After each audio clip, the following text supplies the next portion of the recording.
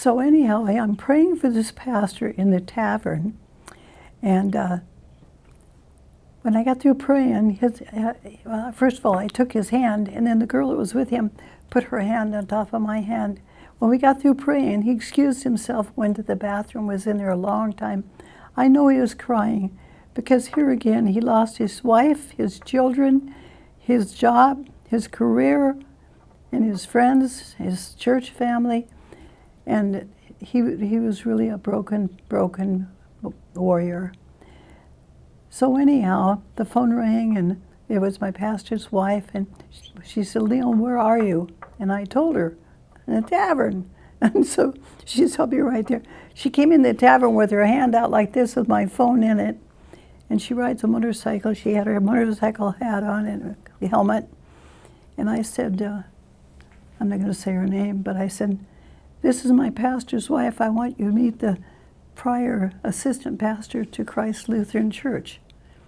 She took off her helmet and shook hands with him and greeted him. Then she put her helmet back on and almost ran out the door. Well, I say all this to say this. Wherever the Holy Spirit leads you, it doesn't matter if it's a tavern or if it's a Fred Meyer's or a school, just go and do what God calls you to do. Sometimes we don't know the whole story, but we take it one little word at a time. I love you. Go. You have an impression of a place you're supposed to go to, or someone you're supposed to send a card to or call. Just do your ought tos. That's my friend, my Sunday school teacher taught me, "Leon, do your ought tos." My ought to was to go in the tavern. Now in my spirit, I feel like I need to go back to that tavern and find out when he hangs out and be there and be able to minister to him, because my pastor is willing to minister to this pastor. He should not continue to drown his sorrows in a bottle of beer. So that, to me, is a miracle.